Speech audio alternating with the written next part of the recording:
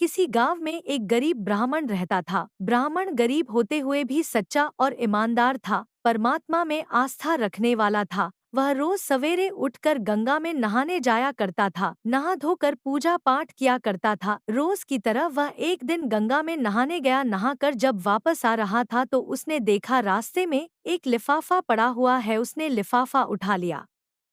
लिफाफे को खोल कर देखा तो वह ब्राह्मण हक्का बक्का रह गया। लिफाफे में काफी सारे नोट थे। रास्ते में नोटों को गिनना ठीक न समझकर उसने लिफाफा बंद कर दिया और घर की तरफ चल दिया। घर जाकर उसने पूजा पाठ करके लिफाफे को खोला। नोट गिनने पर पता चला कि लिफाफे में पूरे 20,000 रुपए थे।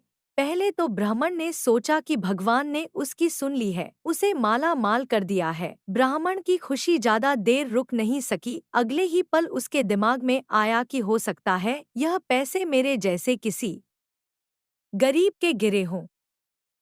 शायद किसी ने अपनी बेटी की शादी के लिए जोड़ कर रखे हों।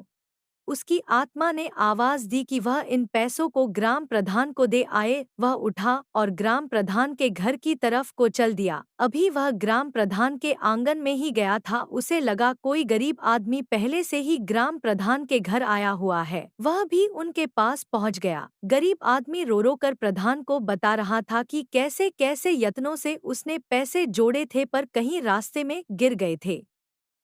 सारी कहानी सुनने पर गरीब ब्राह्मण ने जेब से पैसे निकले और उस गरीब आदमी को देते हुए कहा कि मुझे ये पैसे रास्ते में मिले हैं। आपकी कहानी सुनने के बाद अब यकीन हो गया है कि ये पैसे आपके ही हैं। पैसे देखते ही गरीब के चेहरे पर रौनक आ गई।